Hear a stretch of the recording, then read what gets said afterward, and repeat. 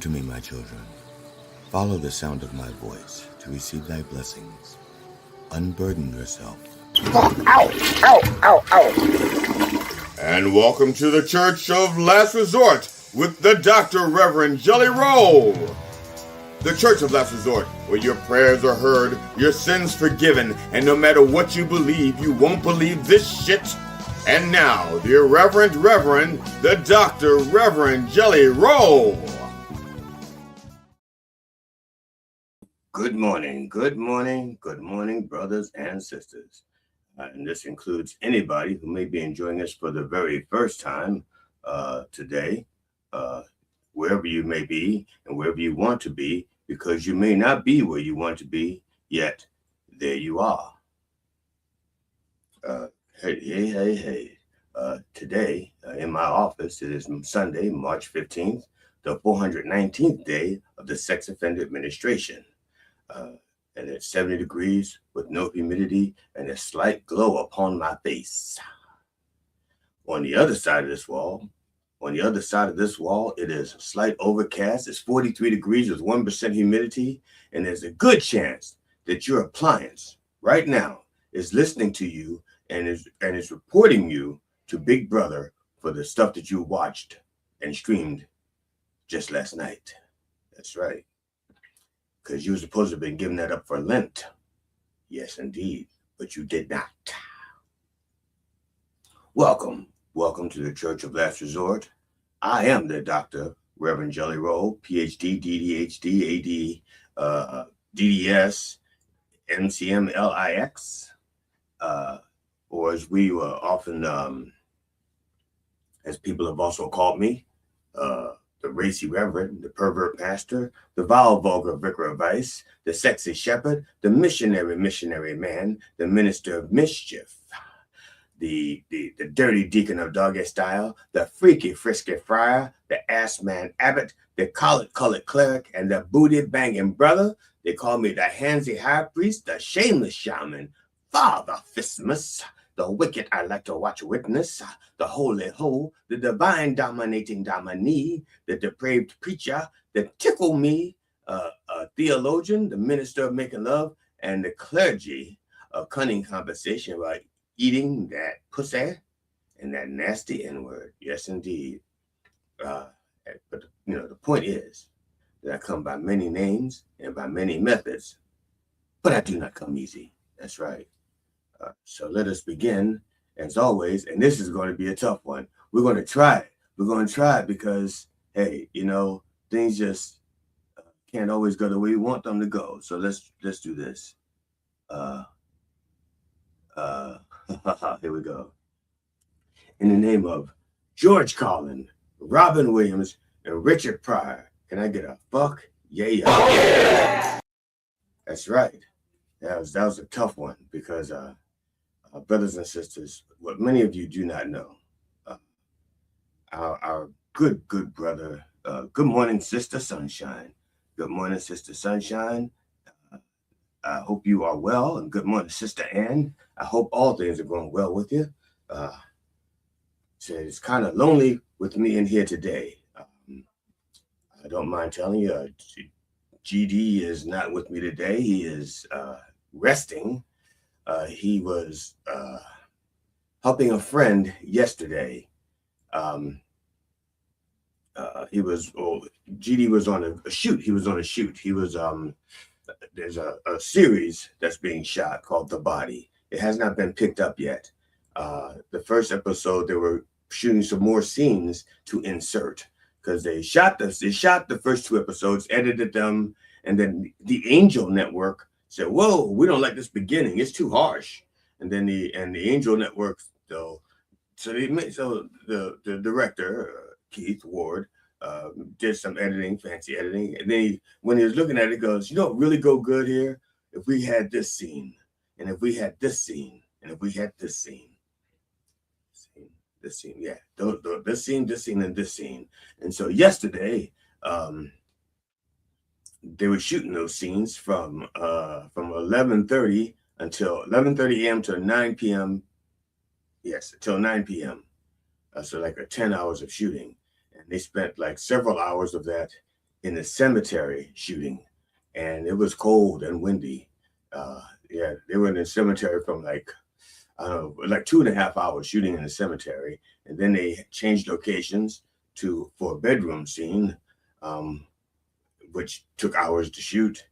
Um, Objects on this video will appear larger than they are in real life.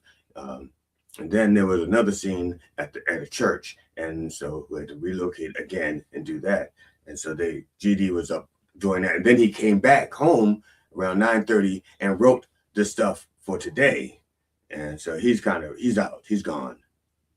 And then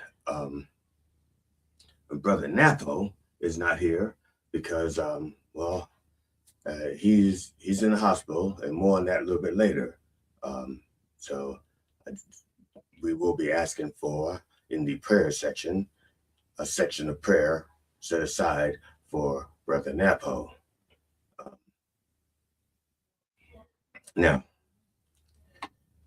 but before we begin our opening prayers, I must do this. It is something that our attorneys require that we do. Okay, so it is time for our opening prayers, sponsored by Tantaley. Don't know how much longer we will be using them because, well, it's not that we have a problem with their openings. We have a problem with their non-responsiveness to our openings. So if you need an opening, Tantaley has your opening needs. If you or someone you know is in need of a prayer by the Dr. Reverend Jelly Roll, please send your request for prayer or healing or forgiveness or any such request to me at Dr. Reverend Jelly Roll at gmail.com. And that's roll with an E, like roll with an E, baby. You got to roll with an E, baby. You got to roll with an E, baby. That's right. Oh, my first bot. Blessed are the bots. That's right. For they shall inherit the earth. Yes, indeed. Good morning, Kickbot. Yes, indeed. Good morning, Kickbots. I don't know what I would do without my Kickbots. I haven't even tried. I have not even tried to do anything without my Kickbots. So I do not know what I would do without them. But bless you, Kickbots. Bless you. Now, where was I? Oh, yes. You need to send an email with an E on it to make sure that I get it. Otherwise, another jelly roll, any other jelly roll, one of them jelly rolls will be getting it, and they don't give a rat's ass about your prayers. They don't give a rat's ass about your blessings. They don't give a rat's ass about your forgiveness. They don't give a rat's ass about your problems. But I care. And I read the emails and I respond. I just don't get the emails, so I don't get to read them, so I don't get to respond. But it's rolling right across the bottom. The email is just rolling across the bottom, right there. It's just rolling across the bottom. And so if you decide to use the email, I will get the email, and I will open the email. I will read the email, and I will respond to the email. That's right. I will do all that because that's what I do. Yes, indeed. Brothers, I do not know what just happened to my screen. But are we still live? I think so. Good. I just don't see anything on my phone. I don't see an image. But that's okay. All right. Now, brothers and sisters, please. Oh yeah, we just did that. So now for our disclaimer.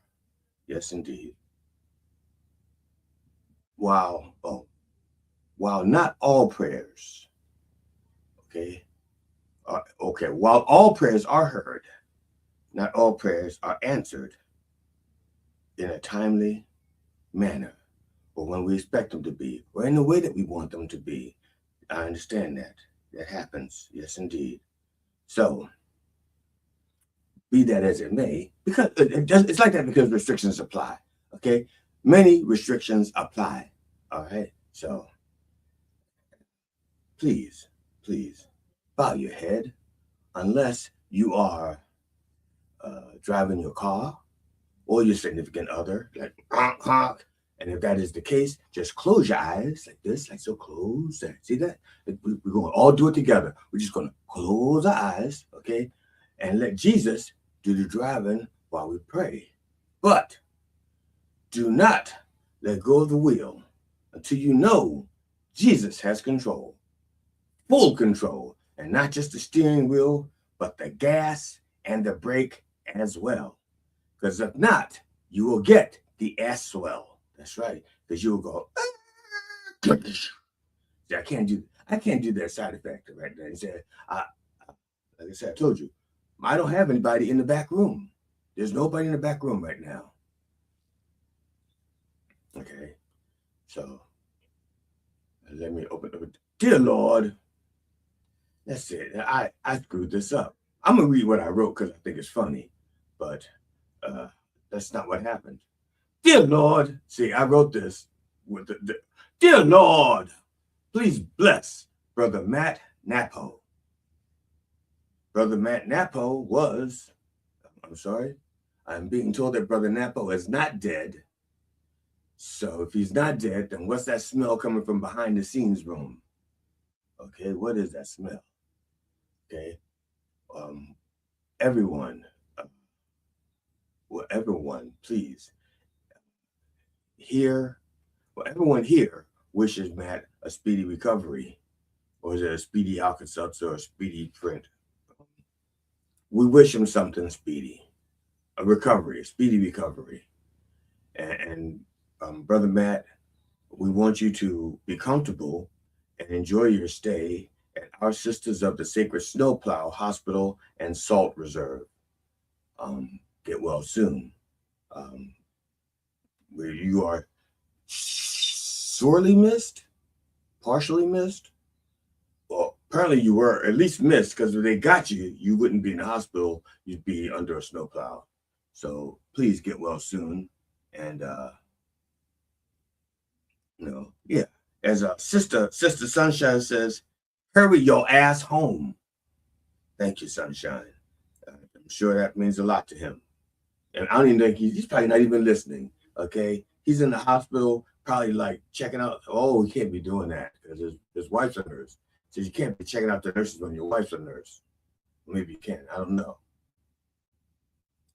But get well soon. That we really do kind of miss your presence. Kind of, some of us, many of us miss you, and quite a few of us, majority of us, respect you. And so get well. Dear Lord, please bless Brother Joe McDonald. Country Joe McDonald, a hippie rock star of the 1960s, whose I feel like I'm fixing to die rag. Oh, that's I did not plan this. I did not know that Matt was going to be in the hospital when I read this. Fixing the die rag. I didn't. This is just the order it showed up. And we added Matt at the top of the prayer list just in case he didn't make it to the bottom of the prayer list. We didn't want to have to wait for his prayers, so we put him in the front. I did not expect this. This is not a humorous attempt. It's just what happens. Okay, his 1960s hit, I Feel Like I'm Fixing to Die Rag, was a 4-letter rebuke to the Vietnam War that became an anthem for protesters and a highlight of the Woodstock Movement Festival. Has died. He was 84. His cause of death is from complications due to Parkinson's disease. His family was at his side when he passed and was very shaken up by the whole ordeal, because Parkinson's will do that. And Brother Matt, if you're listening, Sister Ann says, get well soon, love you. And I think she's saying, prayers. And she's wishing you prayers. McDonald ultimately branched off on his own, launching his solo career with the 1969 album, Thinking of Woody Guthrie. This album included the hits Tom Joad and This Land Is Your Land, except in the case of Eminent Domain, or if you were a Native American. Rest in peace, Joe. And it's 1, 2, 3, what are you dying for? Surrounded by your fam, they all are suspects, man. Can I get a rag? That's right. Dear Lord, please bless Brother Corey Parker. Brother Corey Parker, who gained recognition for playing the character Josh, Grace's boyfriend in Will and Grace, has died. He was 60. Corey Parker's cause of death was stage 4 metastatic adenocarcinoma. That's right. But all the world's a stage, not just stage 4. All the world's a stage. The late 60-year-old actor appeared in numerous on-screen roles and worked as an acting coach, building a strong legacy for himself in Hollywood, but nowhere else, because I didn't even know his name. So I guess whatever legacy he's building in Hollywood hasn't spread outside of the Hollywood. Parker started acting in television commercials when he was just 4 years old. He landed his first major on-screen gig in the series As the World Turns. After that, he steadily booked more TV roles in the new Leave It to Beaver, 30-something, Flying Blind, Touched by an Angel, Love Boat, The Next Wave, and Nashville. He later starred in Friday the 13th, Part 5, A New Beginning, for an old fucking franchise, 9.5 Weeks, Biloxi Blues, Big Man on Campus, Encino Woman, and The Rainmaker. That's right, who can forget his native dance in The Rainmaker? Rest in peace, Corey. In some faiths, this is a new beginning. If you're lucky, you'll be touched by an angel. Can I get more stage time? Yes, indeed. Dear Lord. Yes, Lord. Please bless Brother Troy Murray. Troy Murray, who played 12 seasons with the Chicago Blackhawks and transitioned into becoming the team's longtime broadcasting analyst, has died. He was 63. He died after a long battle with cancer. That's right. Nicknamed Muzz, Murray revealed in August of 2021 that he was diagnosed with cancer and was undergoing chemotherapy treatments. He did not specify the type of cancer, and therefore we do not know what specific treatments he got other than chemotherapy. He had or provided no other details about his condition. That's it. Just that he had a cancer. Okay, now anybody who knows anything about a cancer knows that a cancer can be almost anywhere. I mean, we can make some assumptions, since he continued to speak and do his broadcasting, it probably was not throat cancer. And since he walked away from his career, it was not leg cancer. So now we got something between the crotch and the chest. So he's got thorax cancer, thorax nuddle tape cancer. Yes. So he continued working on broadcast throughout, the season. And when he walked away, that's when he said, "Fuck this. Screw you guys. I'm going home." Murray played 15 NHL seasons, including stints with the Chicago Blackhawks, Winnipeg Jets, Ottawa Senators, Pittsburgh Penguins, and Colorado Avalanche. Totaling 914 regular season games, he won the Selk Award, or the Selk Trophy, in 1985 and 1986, and had 5 consecutive 20-goal seasons from 84 to 89. After retiring, he became a beloved broadcaster and mentor, connecting generations of Blackhawks fans and players. That sounds like grooming to me. Rest in peace, Troy. You connected thousands of fans and players, a myriad on ice, if you will. Can I get a season ticket groper? Yes, indeed. Yes, brother. Welcome, brother. He could have had pubic hair cancer, which I understand is very prominent down under. See what I did there? Yes, right. The pubic hair cancer. down under. That's right. Dear Lord, please bless Brother Alexander Butterfield. Alexander Butterfield, a former top aide to President Richard Tricky Dick Nixon, whose disclosure of a secret taping system in the White House dramatically shaped the Watergate scandal, ultimately leading to Nixon's resignation. That man has died. Well, Nixon's been dead, but Alexander Butterfield just died. He was 99.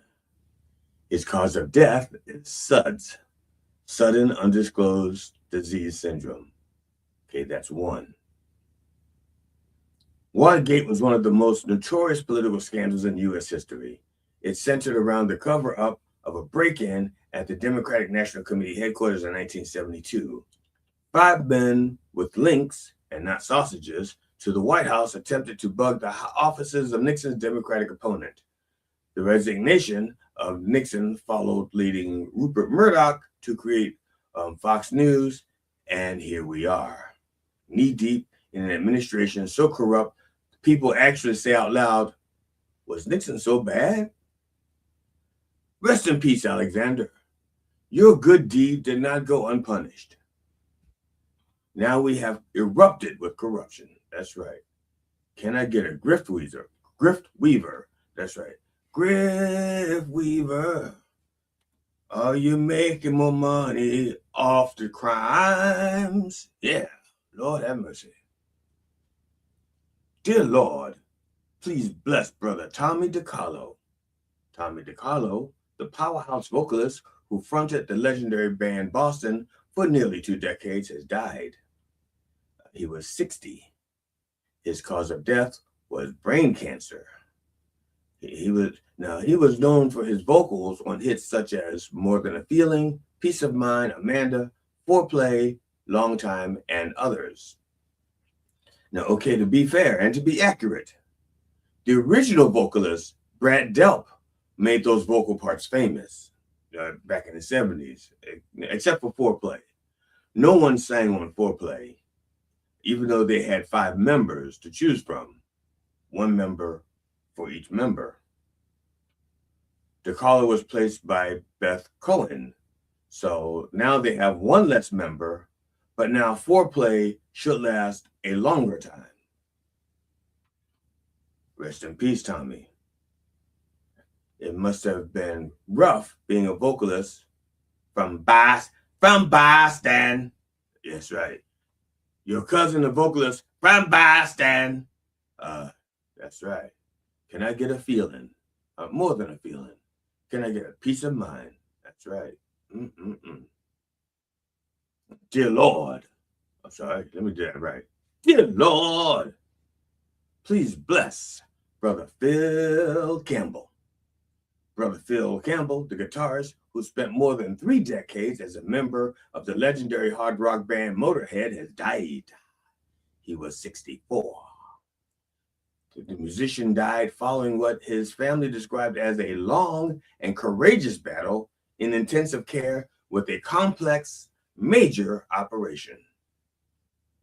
Sounds like Operation Epic Fury. No one has any idea what they're doing with that operation. And so we've lost another life because of that major operation. The Welsh-born rocker founded the metal band Persian Risk, which was one of the early choices for Epic Fury in 1979, before joining Motorhead in 1984 as a replacement for Brian Robertson. Campbell recorded 16 studio albums with Motorhead, beginning with the 1986's Orgasmatron, which sounds almost like a Woody Allen sequel to Sleeper, or Everything You Want to Know About Sex Was Afraid to Ask. He contributed riffs to songs like Death Forever, Eat the Rich, and Born to Raise Hell, before the band broke up following frontman Lemmy Kilmister's death in 2015. Campbell went on to form Phil Campbell and the Bastard Sons, featuring his sons, Bass and Turd. Rest in peace, Phil.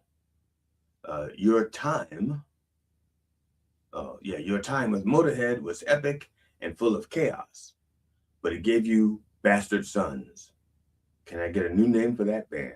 Mm-mm-mm.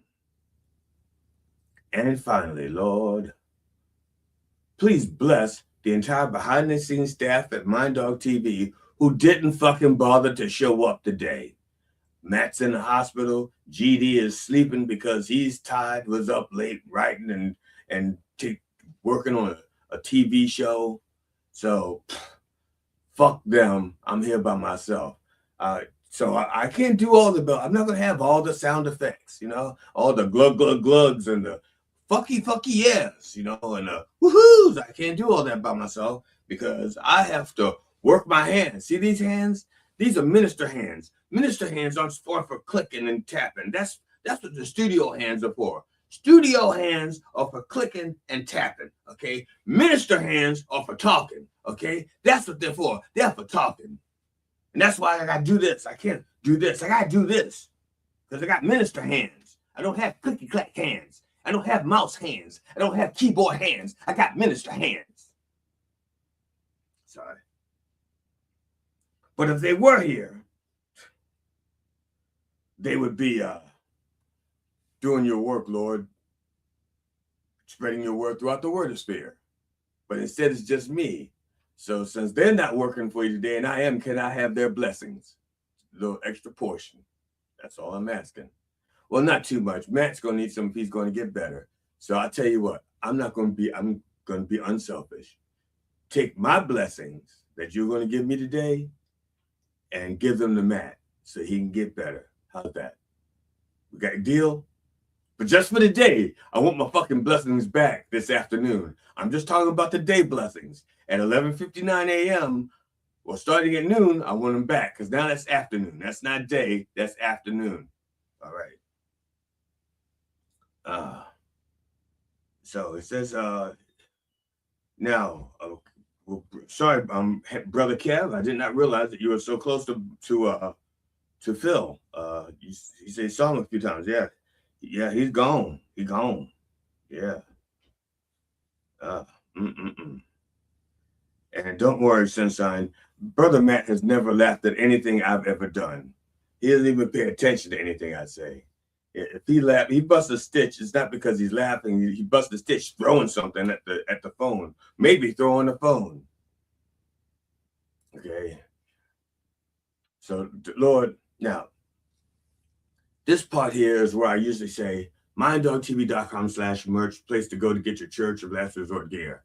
And there are people out there who are just finding out that Brother Matt's in the hospital and saying, what can I do for Brother Matt? Well, to be honest, you're not a surgeon. You're not a doctor. There's probably not a lot you can do, okay? You can do the thoughts and prayers, but Matt's really not a thoughts and prayers kind of guy. Do you know what touches Matt? What makes Matt feel better? Money. Money makes Matt feel better. Money makes the Matt turn around, the Matt turn around, the Matt turn around. Money makes the Matt turn around. That clinky clanky sound. Only instead of clinky clanky sound, go to minddogtv/merch and order some merchandise. Maybe some stuff with his face on it, okay? And then once you get maybe a t-shirt with his face on it, or a mug with his face on it, a mug with his mug on it, hey, and then lay it down and sit on it and take a picture and send it to Matt of you sitting on his face, okay? That will cheer him up. He will make him feel so much better. First, that you spent money at the merchandise place, minddogtv.com/merch, and then he felt better that you're sitting on his face. And with the nose that big, with his nose, you might enjoy it too. Gender indiscriminate, doesn't matter. So, brothers and sisters, today's bump means a lot. It's not just a regular bump. This bump is not just for the Lord. That's right. I mean, we call it a bump for the Lord. Brought to you by Bump in a Bottle, straight from our vineyards to your innards. Wine, just like Jesus used to make. If it wasn't true, we couldn't write it there on the bottle. It has to be true, okay? Yes, right. It's time for that bump on the bottle, but it's not just for Jesus today. Today, we're also drinking a Brother Matt, okay? Brother Matt, this bump's for you, all right?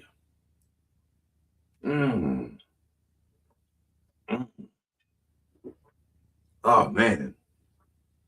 Okay, that was your bump. This is Jesus's bump. Oh, yeah. Now, that was the bump for the Lord.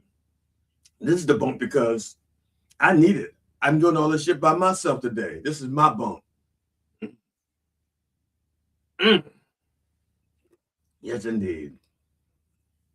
Can't have too many bumps for the Lord. No, sorry. That's right. Bump in the bottle. That's right. Now, before I go on today's sermon, I'm going to play a little. The commercial that I always play with Sister Curly Hair So Bright. She's going to tell people how they can be on Coffee with the Dog. That's right. Comedians, musicians, songwriters, filmmakers, authors, and podcasters. Coffee with the Dog is booking for the winter and spring now. Get free publicity and hone your interview skill in a fun and safe setting. Coffee with the Dog is a live radio, live stream podcast based in New York that airs daily Monday to Friday 9 a.m. to 11 o'clock in syndication on iHeartRadio, as well as video streaming platforms like YouTube, Twitch, Rumble, and many other platforms. Guests usually come on remotely via StreamYard, like Zoom but easier, although occasionally we do in-studio interviews. The morning show focuses mainly on comedians and musicians, and they have interviewed many top names and classic celebrities such as Robert Klein, Mike Binder, Eddie Brill, Doug Stanhope, Steve Byrne, Paul Provenza, Jeff Altman, and many, many others. For booking, go to minddogtv.com/booking. That's right. That was Sister Curly Hair So Bright. She did not know that Matt's in the hospital, so I will tell her, and she can probably go visit him. And guys, ladies, she is single. Now, today's song, today in our section of Looking for God in All the Wrong Places, we're going to look at a 2004 song called Jesus of Suburbia by Green Day. Okay, it's a long song, and I may run over today because it's a long song, a lot of lyrics, a lot of words. Now, I listen to this because I don't just look at the words. Okay, I listen to the music that goes behind the words in case there's something instrumentally going on that I can say, oh, that adds to it. It may give it a more ethereal feel, or more, something more dirty, more grungy, So I listen to the music as well. And I'm not going to lie to you, I was surprised. Okay, this is a really good, it's not just a good Green Day song, it's a good song. I may actually put it in my playlist. Now, for those of you not familiar with the song itself is broken down into 5 parts. Now, when they sing it, they don't go part 1 and start singing and then go part 2, or no, it's continuous, but the song has 5 distinct segments with 5 distinct themes. There's part 1, then there's part 2, and then it's part 3, followed by part 4, and ending with part 5. That's right. So it's a 5-part song, and each part is distinctive, as you just heard me enumerate the distinct parts. They have their own number. That's right. So we're going to begin at the beginning of the song. Now, if you're encountered with the song, these lyrics are from the album version, okay? So it's like every fucking word that they could write down is in here. So, like I said, it could go long because it took up a lot of space. All right. But it begins with, I'm the son of rage and love, the Jesus of Suburbia, the Bible of none of the above, on a steady diet of soda pop and Ritalin. Okay. Now, the opening line, I am the son of rage and love. Okay. There's 2 ways to look at this right off the bat. The first way is that it's like a moment of passion. You've heard the expression, a moment of passion. I was conceived in a moment of passion, more moment than passion.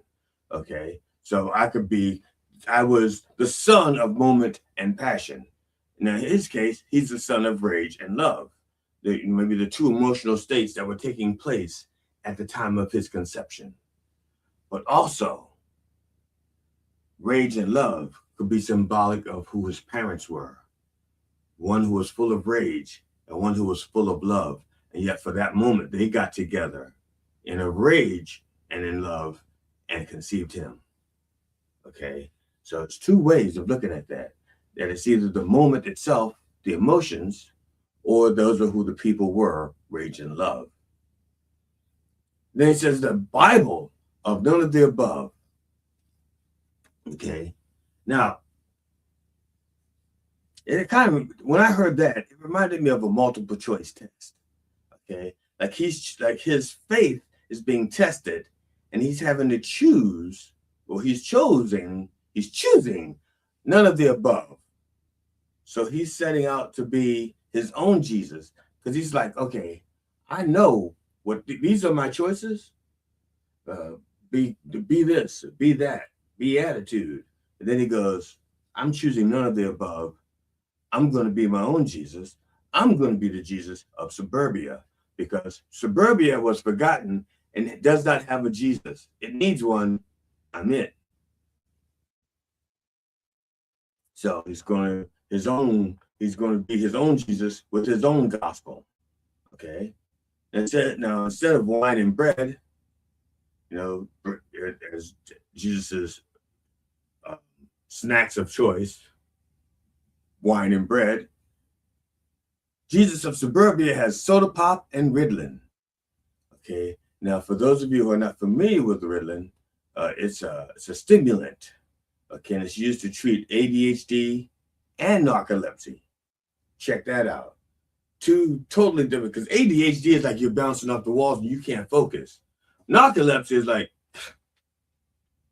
mid-sentence. One drug treats both. So you're bouncing off the wall and you go, one drug treats both. Okay, because it works on the neurotransmitters in the brain, particularly like, what was it, norepinephrine and dopamine. So, but it has side effects. It helps with impulse control, but it has serious side effects. I can't even mention the side effects because it's going to take me way too long. We may go over anyway. Okay, now,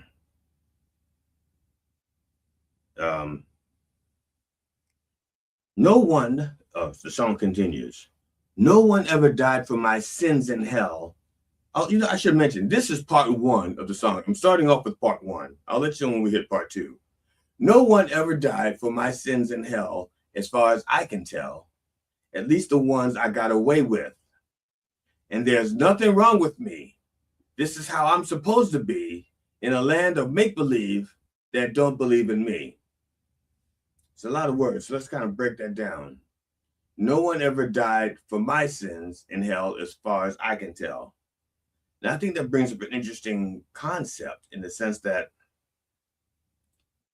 people are taught, Christians proclaim, that Jesus died for our sins, okay?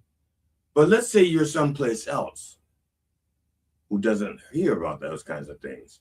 Let's say Suburbia, his Suburbia, who hasn't heard that. How would you know that someone died for your sins? What is the evidence of it? You understand what I'm saying? I am a homeowner. If I had trouble mowing my grass and my neighbor mowed my grass and didn't even tell me, I was at the store, I come back, my grass is mowed. Okay, I can see that someone mowed my grass for me. No one has to tell me. Even if I didn't see it happen and I don't hear the lawnmowers, I come back, the grass is cut, I can see that that's happened. If I have a leaky roof and I go away to work and I come back and the roof is fixed and I don't see anybody do it, the next time it rains, I know the roof is fixed because it's not leaking. Nobody had to tell me. Now, I may not know who fixed the roof, and I may have to go investigate and go, who climbed up on my roof? Who would be so kind to do that big, heavy lift for me? I'll have to figure it out. But the evidence is there, and I would know to look. Okay? I see the grass is cut. I would know to look to see who cut my grass. How do you know to look if somebody died for your sins? Where would you look and why? How would you know? The sins are still happening. You're still suffering. So how would you know if nobody tells you? And that's what I get out. That's what I think when I hear that line. No one died for my sins as far as I can tell. It's like, I don't feel any different.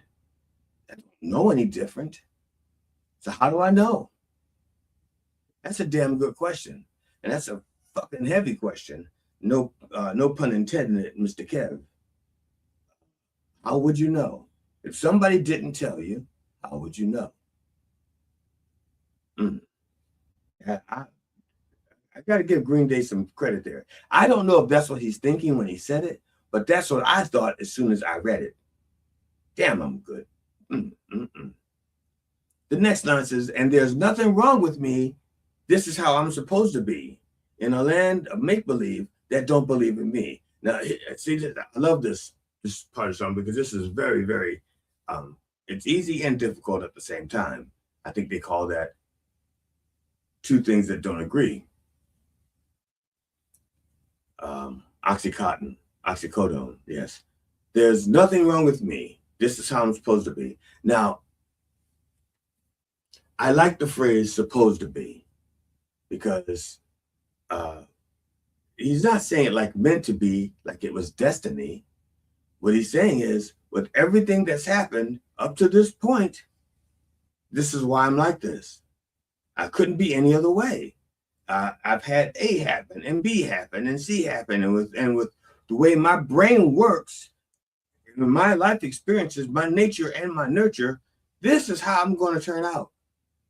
Okay, and I turned out this way in this place, in a land that's not real, so to speak. It's not part of. I can't believe this. I can't believe this is not Butterland. Okay, you know, and he doesn't believe in the land doesn't believe in him. That's, man, Green Day. I don't know if they have any other good songs. I do not know, but I think there's a young kid too. Young kid reminds me of a very young John Lydon or Johnny Rotten from the Sex Pistols. Yeah. Next line, and we're still in part one. Get my television fix, sitting on my crucifix, the living room or my private womb, while the moms and brads are away to fall in love and fall in debt to alcohol and cigarettes and Mary Jane to keep me insane, doing someone else's cocaine. Whoa. First of all, the man saying he's either cheap or broke. He's doing someone else's cocaine. Can't do his own, but he can't afford a little pot. But here, let's go to the top of this verse. Get my television fix, sitting on my crucifix. Okay, the crucifix is where, in Bible talk, Bible land, the crucifix is where, not just Jesus, but many people were put to death. And in Jesus's case, it's a transaction. His death for our sins. Everybody else's death was their death for their sins. Okay, so that's what's supposed to make Jesus's death a little different. Their deaths, the others, were their death for their sins, and Jesus's death is supposed to be his death for our sins. Now, he's the Jesus of Suburbia. His crucifix is his sofa, okay? And he's watching the television on his sofa, his crucifix, slowly dying, because you don't die right away.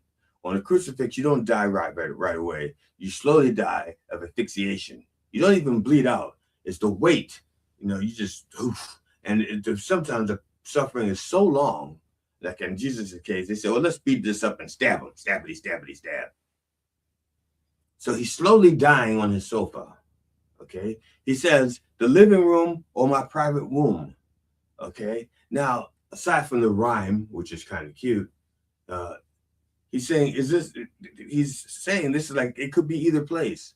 I could be being reborn here. Nobody else, this is private womb. Nobody else is here. So he's alone in his living room, alone there, being reborn into whatever it is he's going to be reborn to, slowly dying on his sofa, slowly becoming something else, being reborn as something else. And while this is all happening, he says, while moms and brads are away. Now, I like this little line, and I don't know if he means it this way, because Brad and Chad are like very popular names and have become synonymous with white males. Not just white males, a particular type of white males are Brads and Chads, okay? But it says, while the moms and Brads are away to fall in love and fall in debt. Okay, I'm just going to take that little sentence. You know what else a Brad is? Brad is a little tiny nail, okay? So the moms and the little tiny nails, or the little pricks, are a way to fall in love and fall in debt. That's right. A Brad is a little nail. And if you've ever been, you can't do any real banging with a Brad, okay? They're very fragile. They're very delicate. You take a big hammer, you need a Brad nail, okay? You take a big hammer with a Brad, you could bend that sucker up. And they might even be able to do the job that you got the Brad for, which is supposed to be just making little tiny holes, okay? Little Brads make little holes. You put a little Brad in a big hole, the Brad gets lost. That's right. I don't know if he meant it like that, okay? But again, that's why other people look at your work, so there can be a second perspective. Continues, and there's nothing wrong with me. This is how I'm supposed to be in a land of make-believe that don't believe in me, okay? So he reiterates it. He's like, after all this, I'm telling you all this, and there's nothing wrong with me. Because that's a refrain that quite often people, excuse me, kids hear, what's wrong with you? They'll grow and say, and then if something's not going the way the plan, going according to plan, what's wrong with you? What's wrong with you, boy? You take after your mother. What's wrong with you, boy? You take after your father. What's wrong with you, boy? You take after the mailman who could be your father. What's wrong with you? He said, there's nothing wrong with me. This is what I'm supposed to be. Now we're about to continue to part 2, called City of the Damned, okay? And this takes place in a 7-Eleven parking lot where he got into a fight and first realized he hated his friends and his home.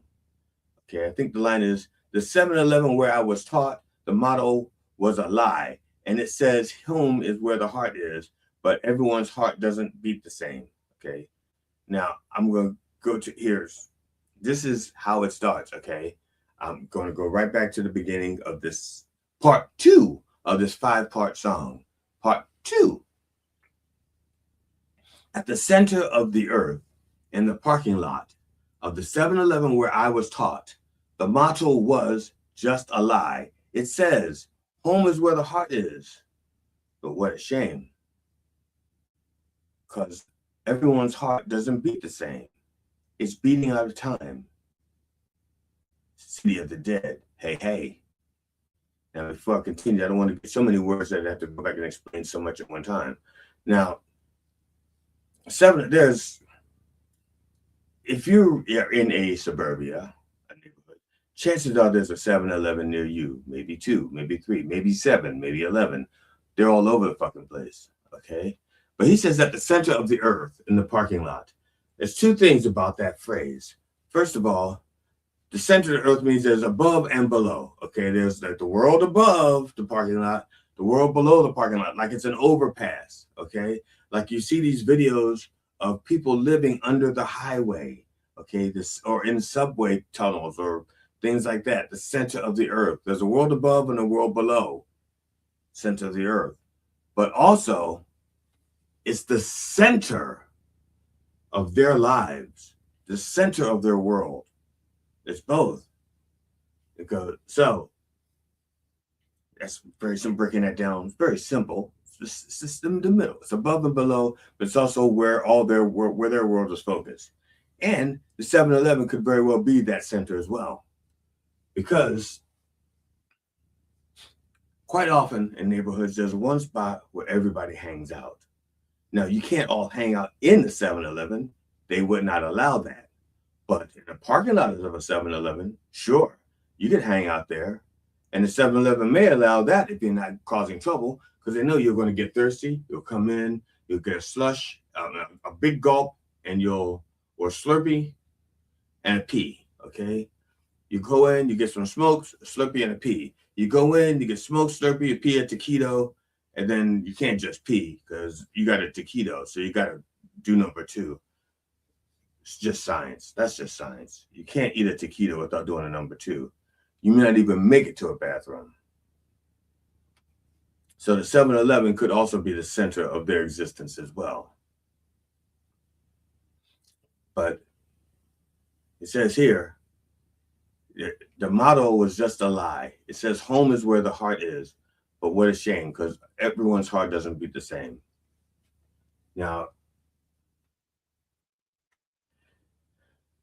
home is where the heart is. There used to be pillows and sayings like that. That was a very popular saying. Home is where the heart is. Okay. And what they're saying is what the actual saying is no matter where you are, if you love where you are, that's your home. That's what the saying is supposed to mean. Wherever you are, if you love where you are, that's your home.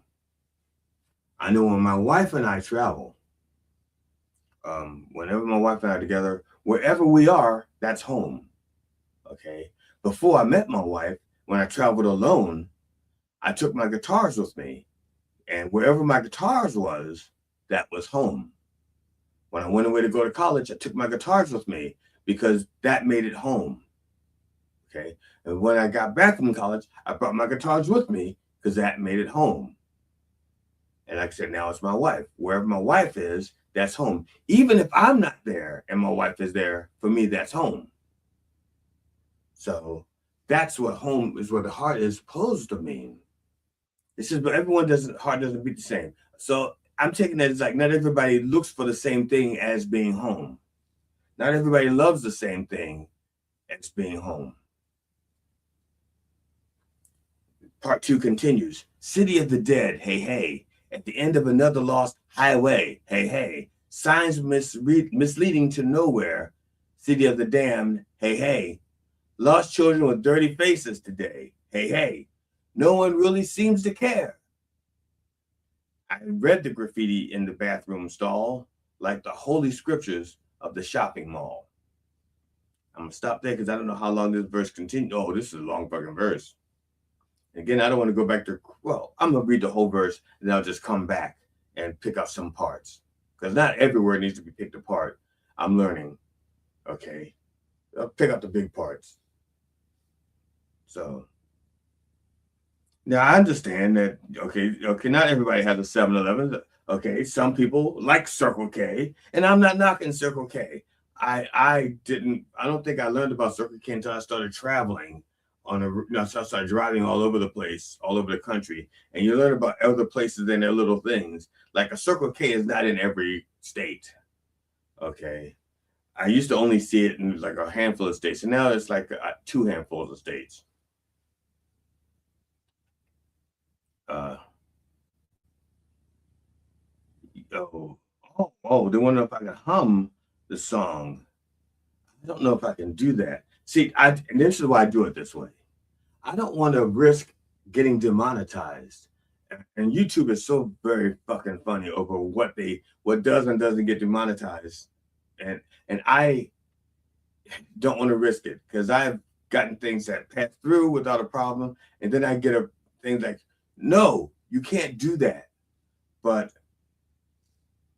I do encourage you to listen. It's a long video. If you watch the studio version, it's like 11 minutes long.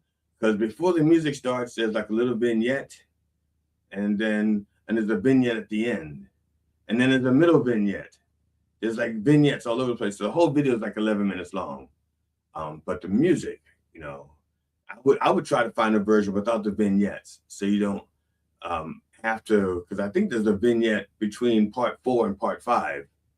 Yeah, there is. He's talking to his mom and sitting on the sofa talking to his mom between parts 4 and part 5 of the song. And you think, like I said, so I would listen to the album version without the vignettes. And then watch the vignette, because apparently it's not often, quite often, and I'm going to get away from this, and I hope I can find my way back to where I was. A lot of times, music videos had nothing to do with the actual songs. Okay, nothing. The song could be about 4 funerals and 2 midgets and a mule. Okay, and that could be what the song is about. And in the video, it just be women in bikinis with soap and water on a car. Okay, nothing to do with the donkeys, nothing to do with the funeral, nothing to do with the midgets. Okay, it's just women in bikinis getting wet on a car. That's it. This video didn't do that. They went to like a serious production. Okay, they rented space under a highway. They got permits to shoot in stores and throw shit. Okay, this was not guerrilla. This was not guerrilla filmmaking. Okay, they got permits. Now, for those of you who are in the industry, like I'm half in the industry, guerrilla is like you don't have a permit to shoot, so you shoot as long as nobody's watching you and as long as nobody's stopping you. You shoot, then you get the hell out and hope you got the footage you need. This is not that. This is really good production, really good song. I can't say enough things about it. Now, again, you have to kind of like that genre, because if you don't like that genre, no matter how good the song is, you're gonna say, like, all I hear is noise, noise, noise, noise, or some guy with makeup and spiked hair. I don't like guys with makeup and spiked hair. What's goth anyway? What's that short for? Gotham City? All these Batman's friends? So if you don't like it, then I can't make you like it. I can only tell you that in my humble opinion, which is never wrong, it's a good song. And I was not a Green Day fan. I wasn't a Green Day hater. But I didn't know anything else about the song, their music, period. So now, let's see here. Where am I? Oh yeah. So it seemed to confess. Did I talk about this? I don't know if I talked about it. Okay. Let's break some of this down here. Okay, we did talk about the center of the earth and the 7-Eleven. That we did talk about. Causes everyone's heart not to be the same. We talked about the heart and where the home is, home and where the heart is. City of the Dead. Hey, at the end of another lost highway. Okay, again, I told you this takes place underneath of like an overpass. Okay, and what they're saying is this overpass leads nowhere, and the lost highway is that everybody under this highway is lost. They've lost their way, even though the highway has this path. These people underneath it are lost. Okay, it says signs misleading to nowhere. Now that was just like a tricky little thing. He could have said signs leading to nowhere, but what he's saying is these people are reading the signs and they're believing the signs, and they think they're going where the sign says they're going, but that's not where they wound up. They wound up nowhere, right here, City of the Damned. Okay, then he goes on to describe what he sees in the City of the Damned. Lost children with dirty faces. Okay, graffiti on the bathroom walls. And he says, like the holy scriptures of the shopping mall. Now, what he's saying is like a lot of times people they're writing stuff. Give an example. This is the book now. Okay, the good book is the book now. It's all right. It's all right. Okay. I'm going to use you as an example. Okay. Okay. Now, this is the book now. Before it was a book, it was just a collection of shit. Okay. Just things that people were saying and repeating. That's it. Stories that people told themselves and their families and their friends. And it got told often enough that people kind of remembered the stories. Even if they don't remember how the story got started. And then they got enough collections of stories and they made this book. It's all right. It's all right. Okay. And that's what he's saying now. He's saying the new Holy Scriptures, the ones that are going to follow this, are on bathroom walls. Things that people are going to be reading and repeating for decades to come. And that's their Holy Scripture, where you can go to get relief. where you can go to score the drugs to relieve your pain. Okay, they don't have this Bible. They don't have new scriptures. That's what he's saying. Now, do we need new scripture? It's possible. We didn't vote on this one. It was given to us. We can change it, I guess, or we can ignore it. We could write our own. I don't have a problem with that. To me, it's just a book. To me, what's important is what you're doing in here. That's what's important. I don't care what your belief system is. If you say to me, I'm a descendant, I am a follower of Christ, and then you take a gun and rob me, what the fuck does that mean? No, I don't care. You could say to me, I'm a devout follower of Satan himself, and I'm going to go out and have a sacrifice later, but I'm going to help you today because you are in dire straits. You know who I'm going to trust? The Satanists, because they reached out a helping hand and didn't ask for anything in return, and they didn't forcibly take anything from me. So I don't care what you claim you believe. It's what your actions say you do. So yes, if they have a new scripture or new from their shopping malls, if it's giving them relief and not causing pain and not causing you to hurt other people, go for it. Who am I to say what's going to make you feel better and help make the world a better place? Well, I know it's not making it a better place. Greed. Okay, that's not in the song. That's not in the song. Although there's a reason why this place is like that. It's because of greed. Not necessarily theirs, but others' greeds, which allowed this condition to rise. Okay, it says the center of the earth is the end of the world.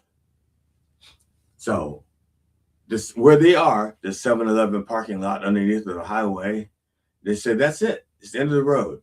Yeah, it's the middle, but no, it's the end. We've traveled, we've read the misleading signs, and this is where we wound up, right here in the city of the dead. Okay, at the end of a lost highway. Now, again, he's repeating things that I'm not going to repeat again. He's going to repeat the same thing about the misleading highway. He repeats the refrain and says a lot of hey-hays. Okay, don't need to repeat it for you.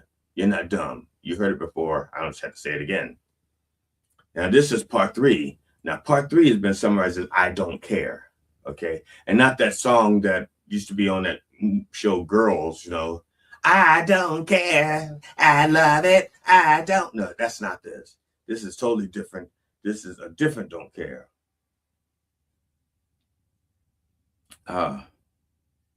Well, Sister Ann, if you have to cut out, thank you for listening as long as you did, because we are past the hour.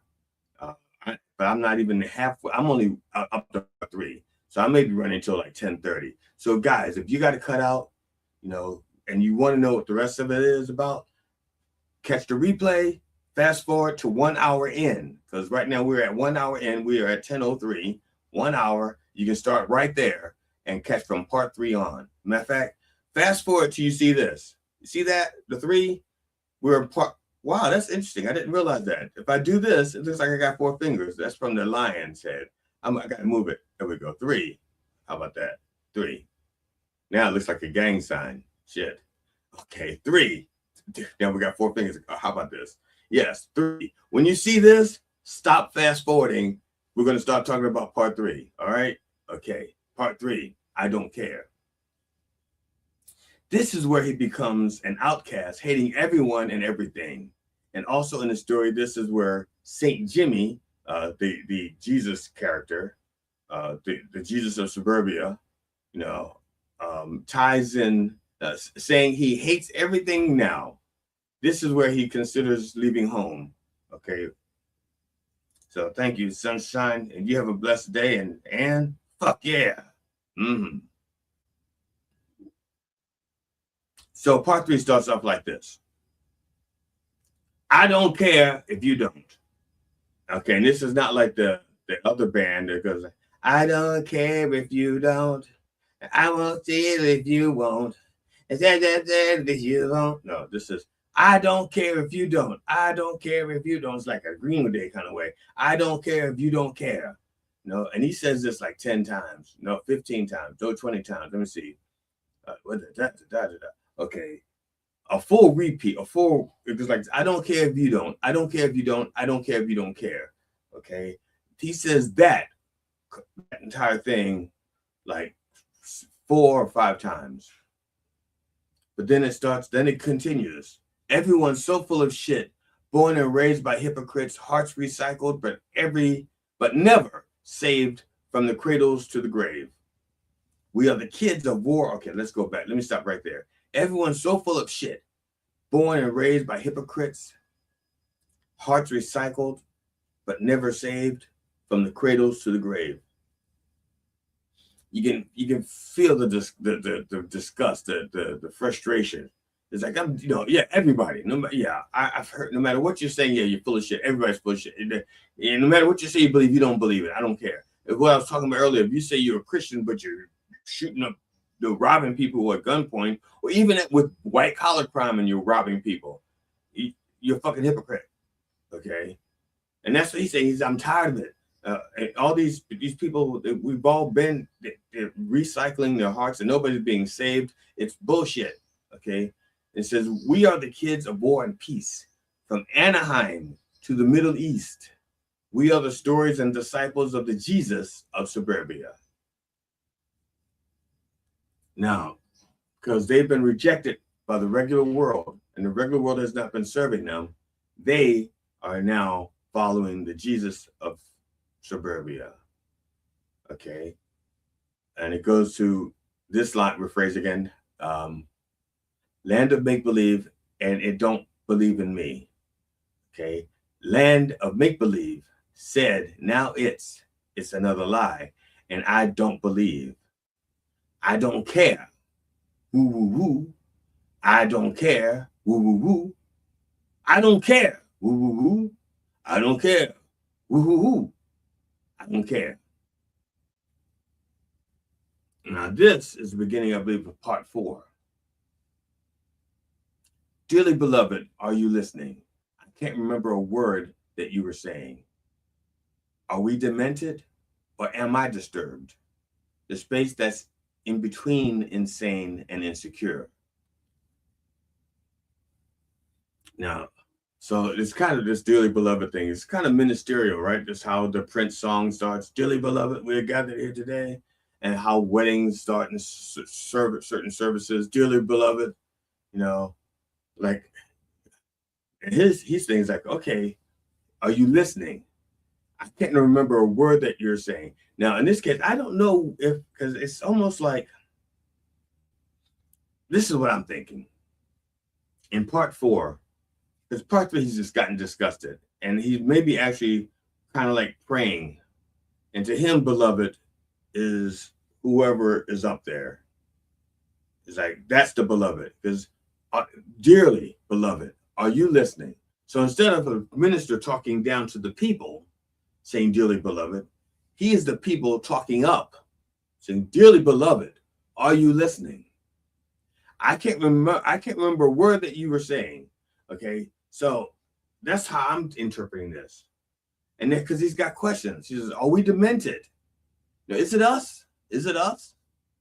Are we demented? Am I disturbed?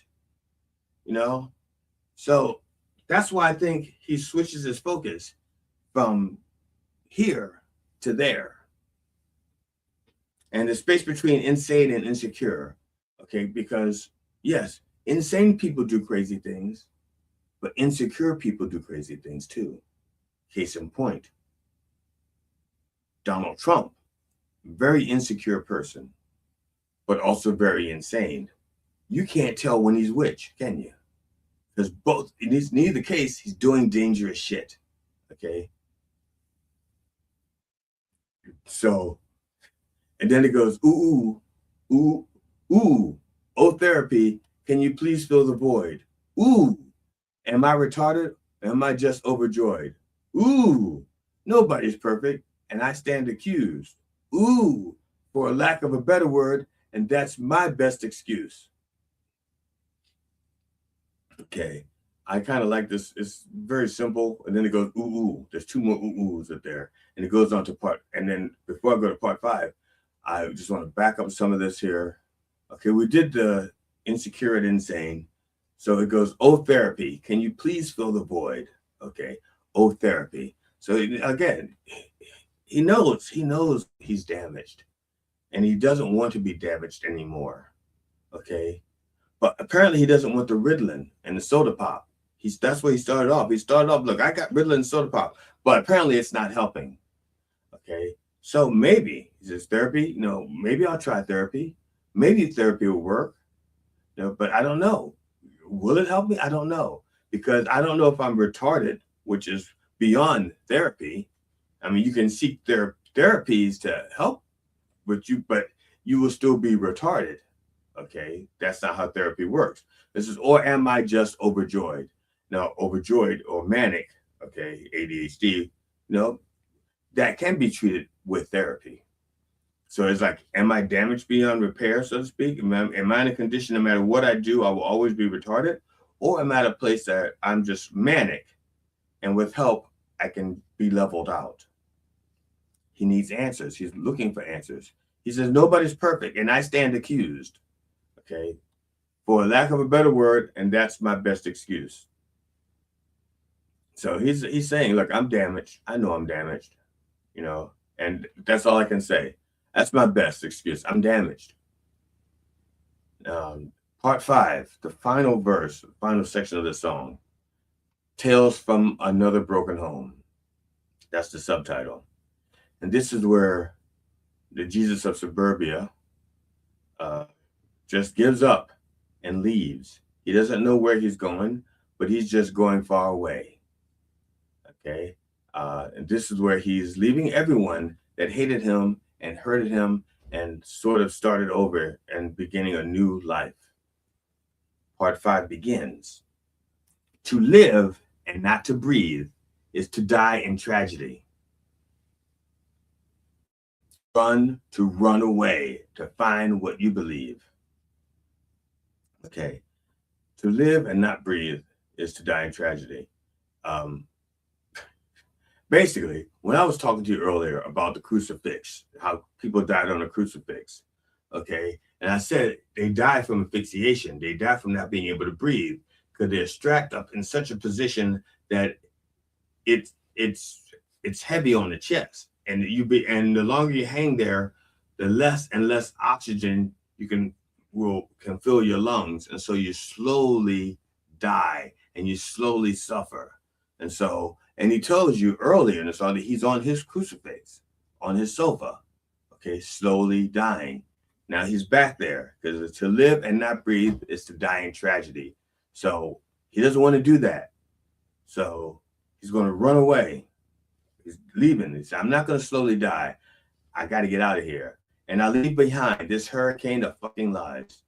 Okay, a hurricane of fucking lies. Okay, well, we know what a hurricane is, and we know what a fucking lie is. So just imagine a whole hurricane of it. It's like there's no escape. You can seek shelter, but the lies are going to tear shit down. Anything that's not strong enough to stand up to the lie is going to get torn down, just like a hurricane. I lost my faith to this town that doesn't exist. So I run away to the light of masochists. Now, I'm not exactly sure about that line because to the light of masochists is like he's running away from this. And like moths head toward the flame, by instinct. And he says he's running away from this, but he's heading toward the light. I guess he's running toward the things that would harm him. No, the light of masochists. Sadists are the ones that harms. Masochists are the ones who want to be harmed. Okay, now I have to rethink this because I had it twisted in my head. I was thinking the masochists are the ones that enjoy pain. And it could be saying like to the light, like into the delight of the masochist, but I have to think about that one. Let me see. And I leave behind the hurricane of fucking lies, and I've walked this line 1,000,001 fucking times. But not this time. Okay, now it's funny because this part of the song, there's the rhythm, there's a musical theme, a motif, if you will, a motif underlying the song, and it's the Ring of Fire from Johnny Cash. Johnny Cash's Ring of Fire. That's the motif under this. You know, if you listen carefully, that's what's playing. Now, they're not, it's not like a sample. It's not a sample. They're not sampling Ring of Fire. They're playing it, and it's like the notes and the melody are resembling Ring of Fire. Yes, Sunshine says it could be a combination of the Coke and Ritalin. And I have not tried that combination before. I was an RC guy. I liked RC soda. I don't feel any shame. I won't apologize when there ain't nowhere you can go running away from pain when you've been victimized. Tales from Another Broken Home. Okay. Now, here's the, if you yourself are broken and you are leaving a broken home, chances are the new home that you find or the new home that you create is going to be broken as well. It may not be broken in the exact same way, but it still can be broken. And you may not know that it's broken because you built it, and you may be too close to know it's broken, and someone else has to come in who is broken in a different way to go, hey, this shit's broken too. You're leaving. Are you leaving home? That's how the song ends. Okay? You're leaving. Are you leaving home? So, again, we get 3 things here. They said home is where the heart is. So that was a fantasy place that never existed for him. That was a lie. So he's not leaving that home. That home never existed. The home that he was in was broken and disturbed. But home is where the heart is. So whatever he took with him, that's his new home. Now, if he sets up a new home based on what he's got here, what he took with him, he has not left home. He brought it with him. Because he was never cured of whatever ailed him. See? So the question, this song ends with the question, are you leaving home? Did you do all the escaping for nothing? Did you do all the running away for nothing? Did you just build a new version of what you just escaped? Are you leaving home? I think that's some deep shit. For Green Day, you know, because most people associate Green Day with Longview, which is a song about masturbation. And apparently he stopped masturbating long enough to do this song, which I think is a very good song.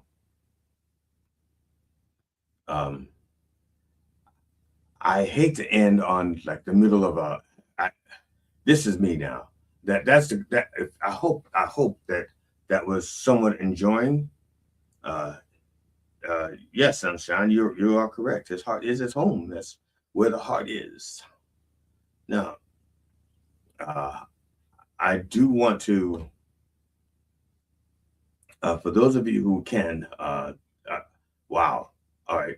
I'm going to plug a couple of things. I'm going to plug, well, this is just a minute long. So I'm going to play this while I get some water. So I'm going to play this while I drink some water. Coming to the Wealthy Theater in Grand Rapids, Michigan on April 4th, it's Spotlight on Insanity, a stand-up improv comedy experience with your host, improvisarios Haphazard. Featuring Slaptail Nation's Beeve Man, local sweetheart Krista Wright, and Maryland's own G.D. Fenderson. The Wealthy Theater is located at 1130 Wealthy Street, Southeast Grand Rapids, Michigan. Tickets are available now online at www.grcmc.org. Seating is general admission. Tickets are $15 for Wealthy Theater members and $20 for non-members. Show begins at 7:30 p.m. Call 616-258-2003 for more information about the Wealthy Theater.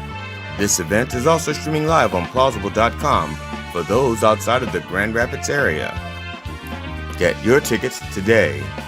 This event is a SoGD Funny and Slaptail Nation joint production. All right.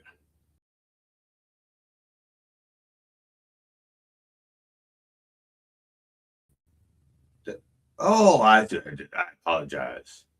I goofed. I hit the wrong button. That's why I need my production people in the background. Yeah. Well, thank you, Heavy. Thank you, brother Kev. It needs a 5-minute guitar solo, a Zappa style. That's Heavy Kev out of From Down Under. Not where the pube cancer is, but slightly different.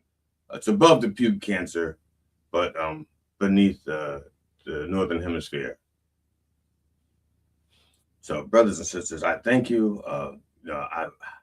For listening. It gives me great pleasure to do this every Sunday. Otherwise, I wouldn't do it if it didn't bring me pleasure. If you could take a moment to reach out to Matt on Facebook, brother Matt, who's the reason we do this this show and Coffee with the Dog and his Wednesday evening show.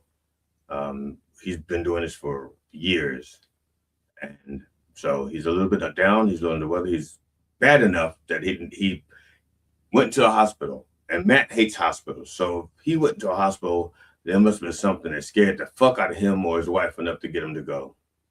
And so we wish him a speedy recovery. He will not be in tomorrow's show, so that would be GD on his own. There are no scheduled guests, so GD will be talking about a letter he just recently got about his credit information was stolen over a year ago, and they're just telling him about it. And he's really pissed off about that. So he's going to talk about that and some other stuff from the news and things of that nature.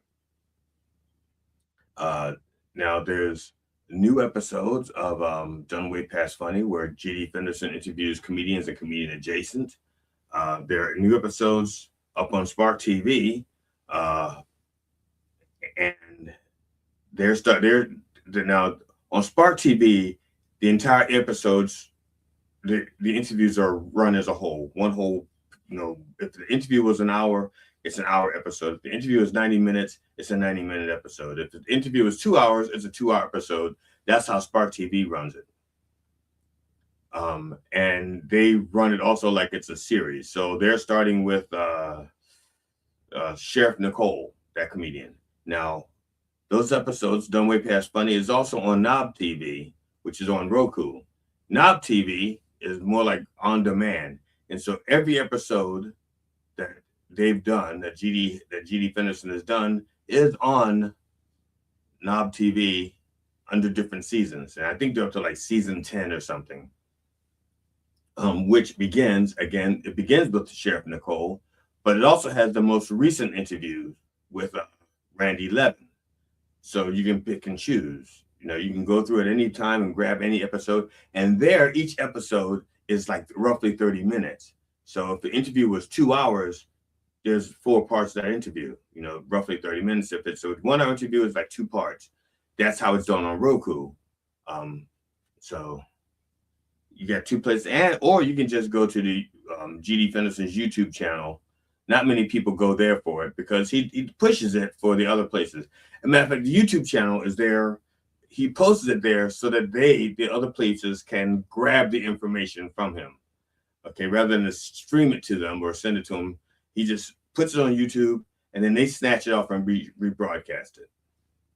But you can look at it on YouTube if you like, and that won't hurt his feelings.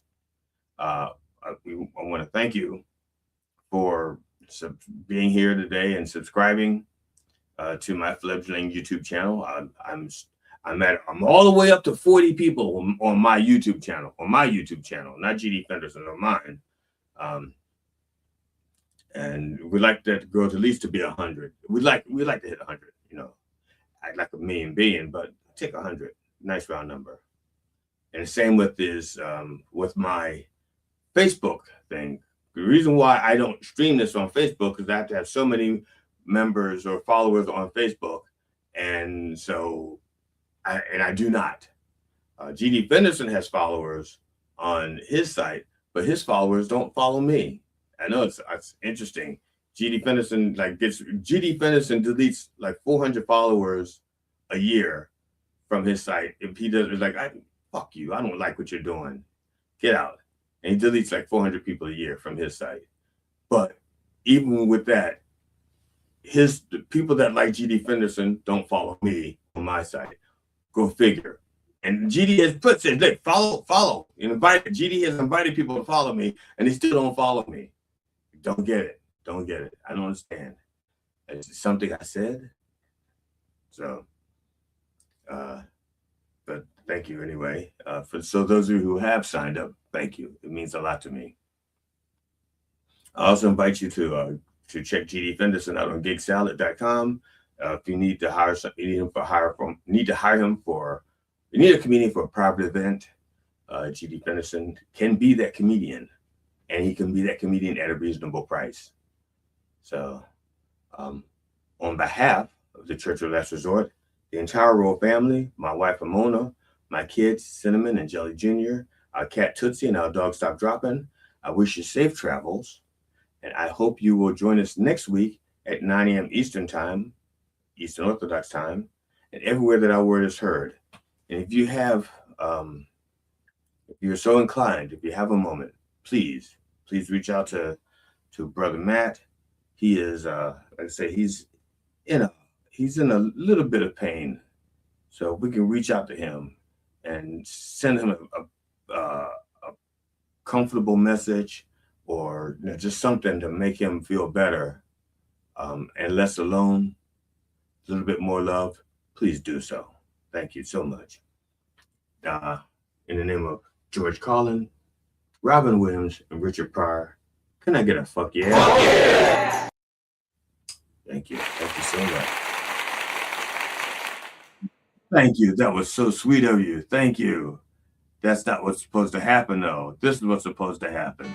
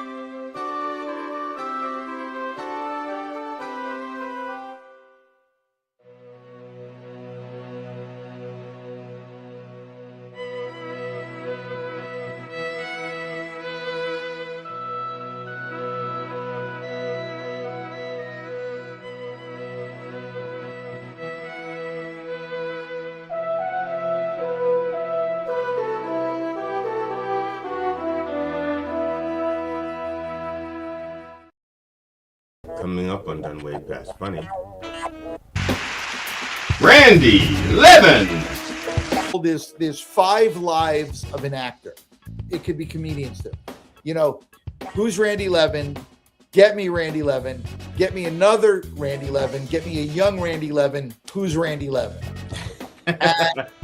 When you leave a real job, there's a party. You know, there's cake. Everybody knows you're gone. When you're a comedian and you go, yeah, I'm done, nobody gives a shit. Nobody notices anything. It's just, you're just done. You know what I mean? They can't tell the difference between you being done and you hitting a dry spell. Yeah, exactly. But I posted this really kind of, heartfelt thing about quitting, quitting. And Tom Dreesen wrote to me, you're always a comedian. You will always be a comedian. Whether it's in your living room or on stage, you have the soul of a comedian, and don't forget that. And so I think there is some truth to people like you and me, that the reason we're comedians is because we have that's who we are. Yeah. We just get lucky sometimes to do that on stage in front of people. But even if you're in the living room with your mom and your sister and your brother, you could still be a comedian. Or fun. Is there anything you want to plug? We're going to talk about the movie. Just if people, even if you don't play guitar, but if you like music, it's only an hour long, so you can't get too bored. It's on YouTube, free for everybody. It's called String Theory, Guitar Obsessed, and it's a lot of fun, and it's a lot of fun. That's it. It's an hour long. Stay past the closing credits for a very funny scene afterwards, but it's a lot of fun. And so, yeah.